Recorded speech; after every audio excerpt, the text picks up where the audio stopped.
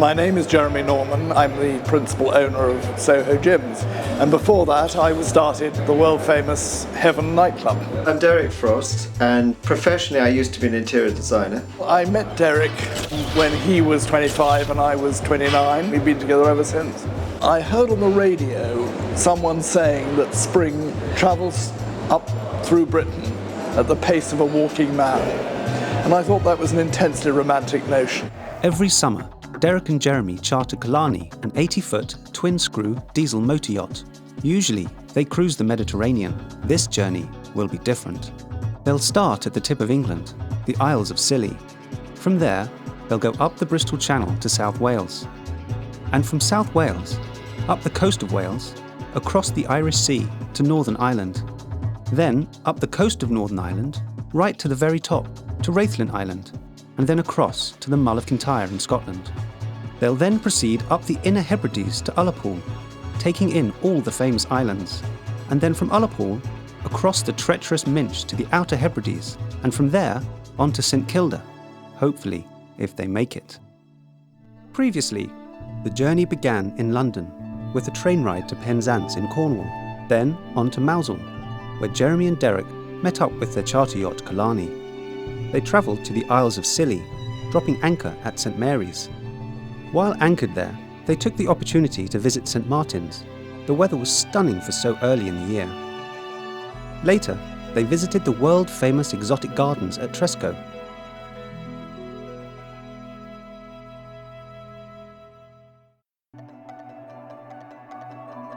We're between Plymouth, Sea Areas and Lundy. And we have an east-northeast 6 to gale 8, decreasing to 5 or 6 soon, later this evening. Right. The sea is rough to very rough at the moment, Yeah. decreasing to moderate in the early hours of tomorrow morning. Right. Now, I know how much we all wanted to go and have a look at Lundy. Yeah. There's nothing here that we can go into, there's nothing but any kind of safe haven. Yeah. So, if we made passage up in Lundy general direction, Yeah. depending on the weather, the conditions, etc., we might get an evening anchored there. Yeah. Or if not, we press on. If that fails, we move on to Milford Haven, Yeah. which is an all-access, all state-of-tide access port Yeah. in more or less any kind of weather. That's one of the finest natural harbours in the world. Precisely. With the weather turning stormy, they decide to wait it out at St Mary's. Although the delay is frustrating, there are plenty of interesting places to visit, like the local lifeboat station. What do you do when you're not a lifeboat? Because you're presumably part-time, or... No, I'm full-time. I'm the full-time mechanic. You're the only full-time? Yeah. Yeah, so you look after the engines on the boat. Yes.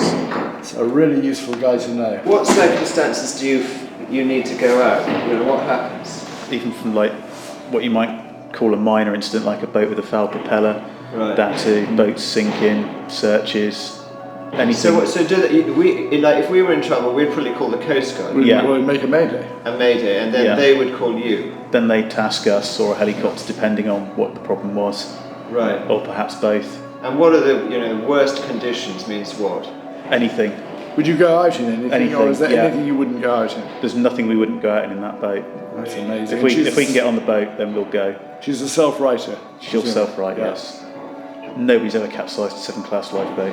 And what causes a boat like that to self-right? Is that ballast or what? Basically, it's the wheelhouse is like a big air chamber, if you like. As long as the after door's shut, the boat will self-right. What's your worst experience that you've had?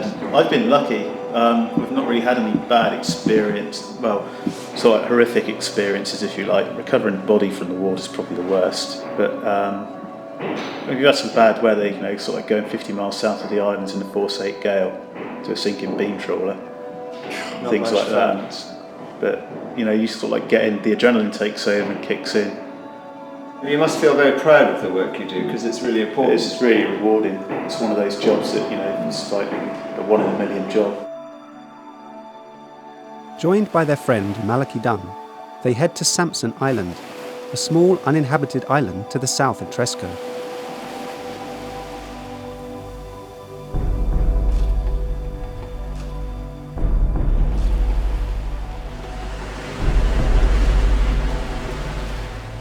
Killarney is moored in deeper water, and they take the small tender, or rib, ashore.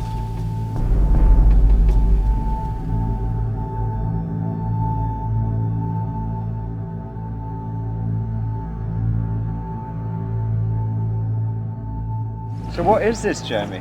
Well, this is an interesting discovery. We're on the island of Sampson and we're looking due north just about with a wonderful view of millions of islands and this extraordinary tomb.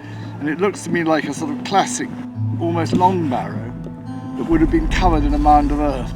And that would date it to either the Neolithic or early Bronze Age, maybe even Middle Bronze Age, about the same date as Stonehenge, about 1800 to 2000 BC. So we're looking at a 4,000-year-old burial place. But this shows a great deal of physical effort has gone into constructing this tomb. So I would hazard by the size of it, it was probably some sort of tribal communal burial place. But we don't really know, and I don't know whether this particular barrow was ever scientifically excavated.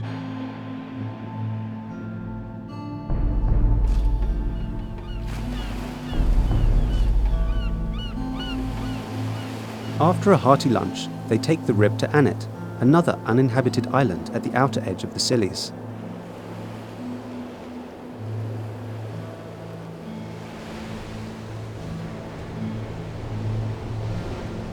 The spongy hummocks make exploring a bit of a challenge.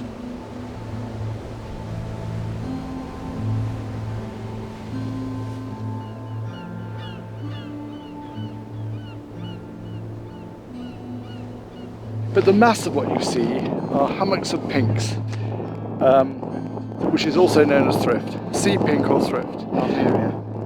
Armeria, and it comes out in flower in the mainland in late May.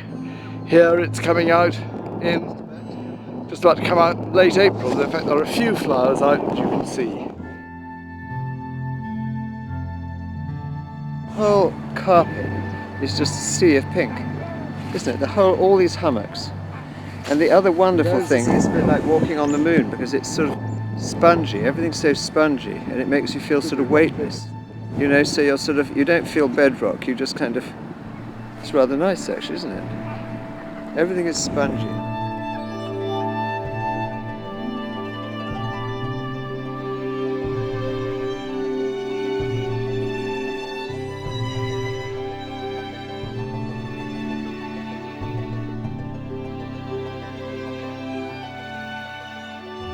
A quiet day at anchor, waiting for better weather, means the lads have to make their own fun. We were only Kiwi, I bet you won't jump in the water. Of course I will. You used to be a lifeguard, didn't you? Yeah. So what you know? I can't even see any ice. Come on, you said there's nothing. Well, £10 then, £10 please. I'll do you 20. He's just 23-year-old man, you know, he needs to prove himself. You see what crazy stuff he has to do. If he does it, I'm doing it. Just don't hit the rope, huh?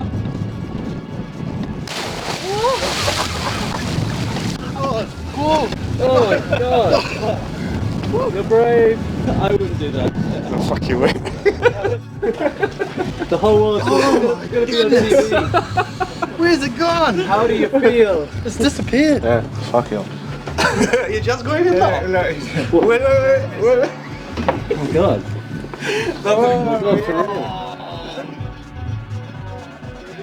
Jesus Christ!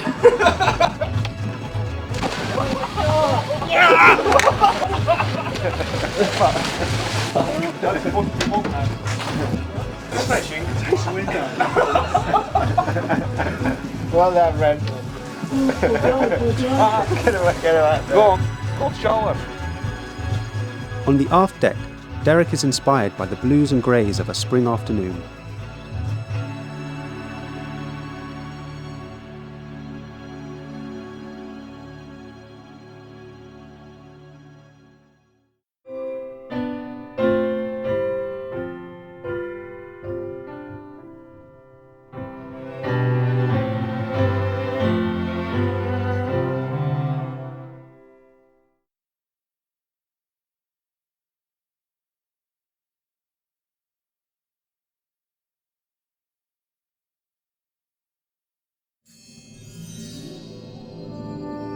After waiting several days for the weather to clear, they finally weigh anchor during the night. They take full advantage of the break and head for Lundy Island. Good morning, Tim. Good morning. Did you get any sleep? A couple of hours. I've just got back on watch. What's the time now? 6:05. No, it's a beautiful, beautiful morning.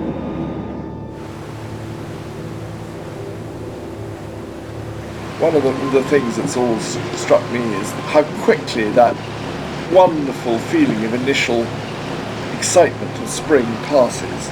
You know, on the first sunny spring day, when you get up and go into the garden and hear the birds sing, and the spirits are uplifted in the most remarkable way, and it's that feeling, that very evanescent high that I want to capture, hopefully, for the full 2 months of this trip. As we follow it. As we follow spring north, and again, we should be having some nice days where we will feel that wonderful and intense excitement of the burgeoning of new life.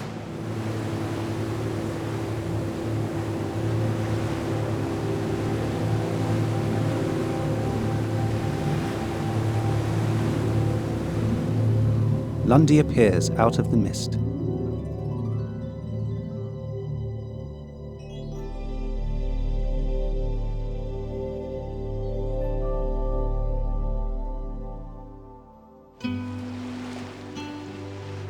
Some of the crew joined Derek and Jeremy on their exploration of the island. Spectacular, isn't it? Seeing her in this great glistening ocean, huh? Just empty, and just her and then this great lump of rock in the middle of the Bristol Channel.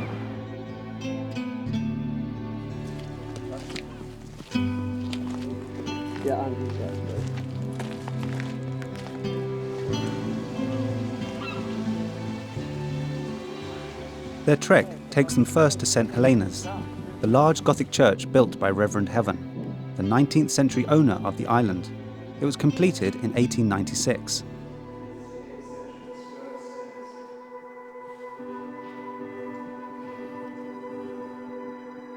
John Smith, who was instrumental in founding the Landmark Trust, had a great love of Lundy and was keen to see it come on board into the Landmark or under the Landmark umbrella. Who owns Landmark?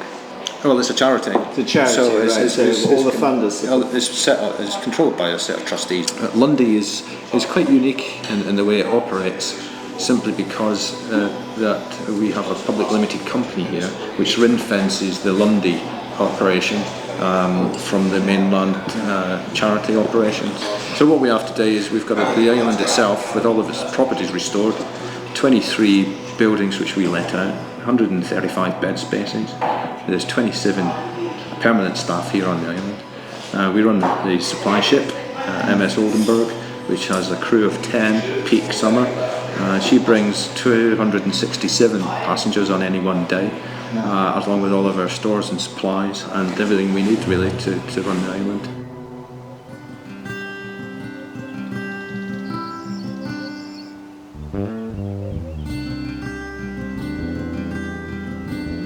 They continue on to the old lighthouse.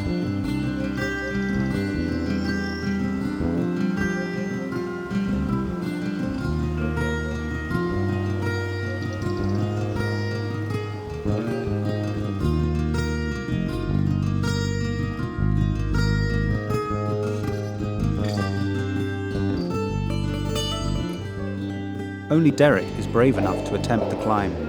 There are 147 steps up to the top. It's quite a long way up. Fantastic stairway. It's like a cantilever. Right, up onto the top.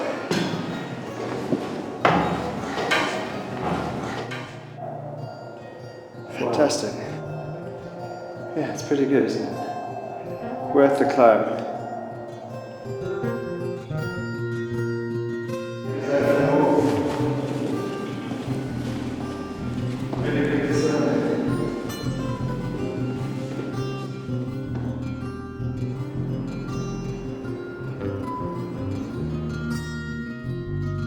Captain Tim summons everyone back to the boat. The fierce tides could make boarding hazardous. They are disappointed to cut their visit short.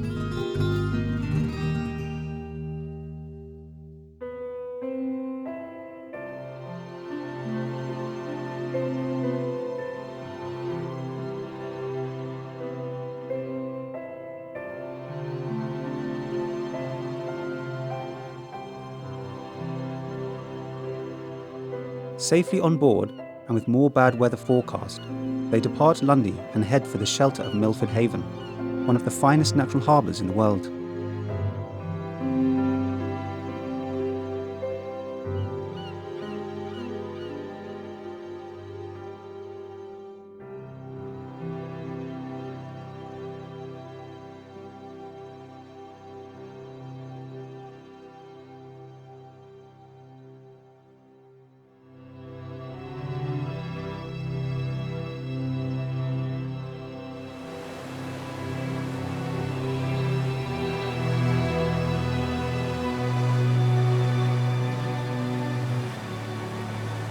Late afternoon sees the approach to a misty Milford Haven.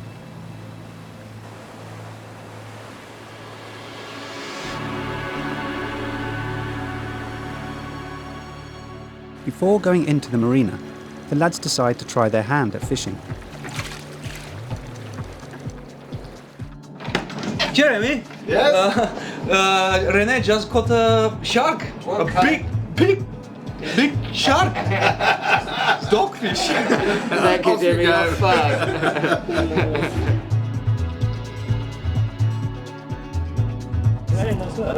Give that a dogfish. That's a bigger one too. They put the dogfish to good use as bait in the lobster pots, and Dimmy is off to set them.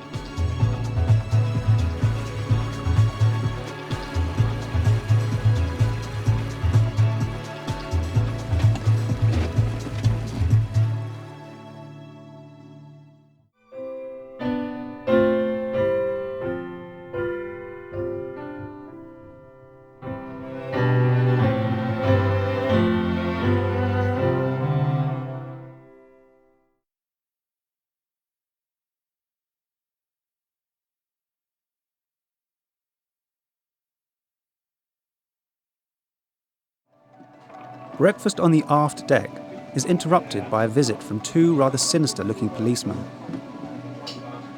One comes aboard, and once he realises there are no terrorists or drug smugglers on board, he's quite friendly.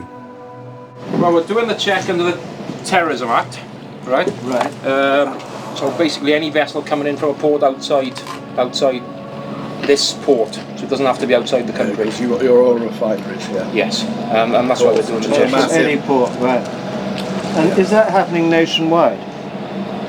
It's happening in certain parts of the country, and probably it's going to happen more often, I should imagine. Yeah, so it's This is sort a of high-risk area. stepped up kind of security thing that's going on. Yes.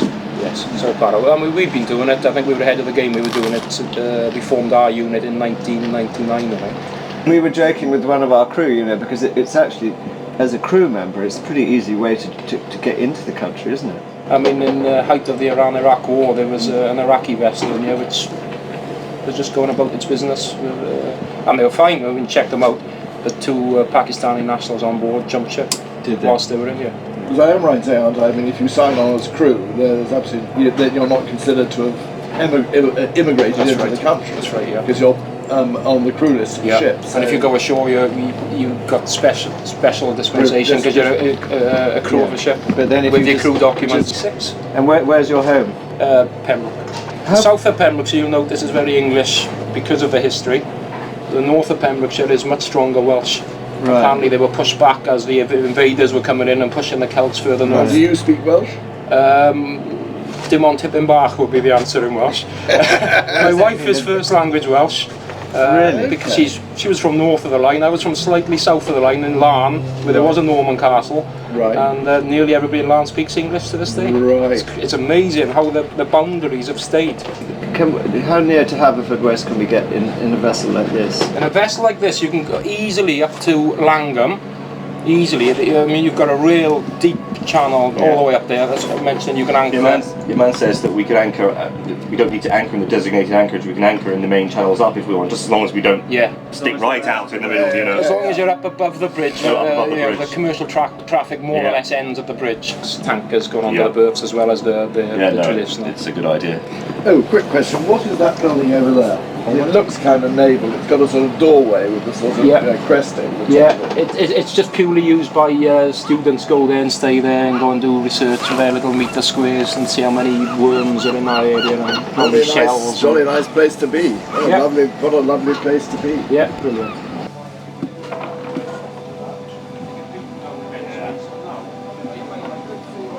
I was lucky we brought our passports. I nearly didn't. Yeah, just the key for the tender, please. Having dispatched the authorities, Dimmy and Jeremy are quite keen to see how the lobster pots are faring.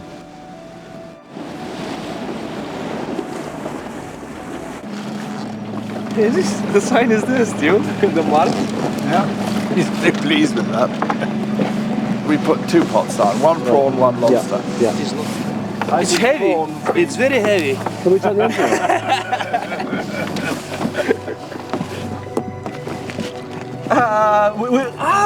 There was a little, how we call those, the crabs which get somebody else show. Yeah, the little tiny short crab. Do we drop it back? No, because we may be moving on today. What do you think? I don't know. We were moving. I think we'll be moving. Bring it on board. Okay, now we go.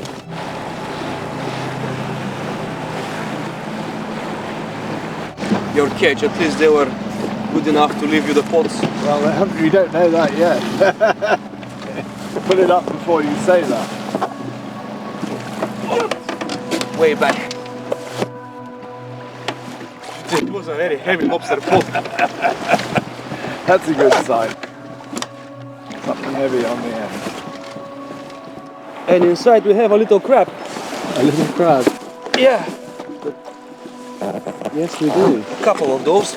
Actually, we have quite a lot of crabs, but I don't think they're the eatable ones. Yeah. What would you say to the boss who put the bait for you? What would you say? Thank you, Jeremy. Say thank you, Jeremy.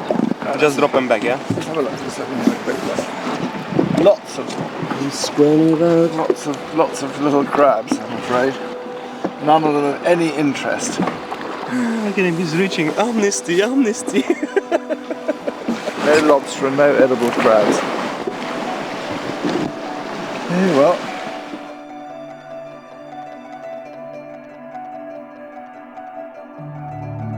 It's time to continue on up the river and explore the upper reaches of the estuary. We're going to anchor off the marina of Milford Haven so we can do some provisioning. That's the plan. About half a mile off the marina. We've been given permission. I've called up the Port Authority.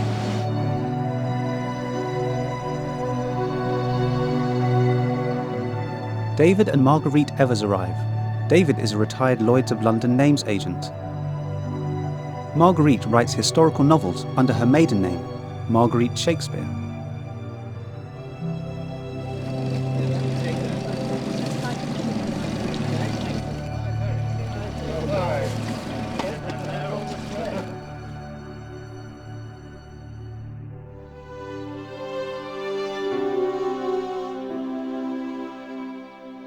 So Tim, is this as far up the river as we're coming? Yes, for the moment, yes. We can go further up, about another 3 miles or so. Well, 2 miles actually. What, when the tide gets up? Yeah, no. Any stage of tide. Well, I wouldn't go, and it gets narrower as you go further up, and I wouldn't go up there unless it was slack water. Right. There's a hell of a current running through here. It's been a battle coming up, but we've come up on the strongest point of tide. When we came under the bridge there, Yeah. that was the end of the commercial zone. Oh, I see. So this is pretty much just left alone estuaries, and they're not really hard and fast about your anchoring. You can anchor pretty much where you want, I've been told by the policeman. So... Do you see him go by if we give him a wave? Yes, yes. He's a nice chap.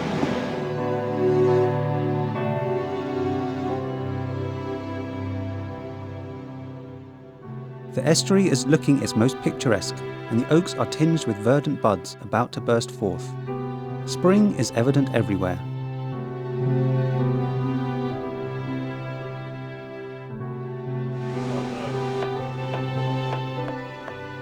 As the day draws to a close, Derek and Jeremy enjoy an intimate dinner with their friends and look forward to another day chasing spring.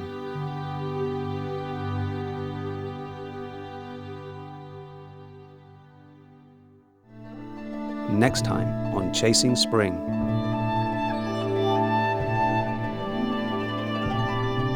Happy birthday, Derek. Big bloody great sea.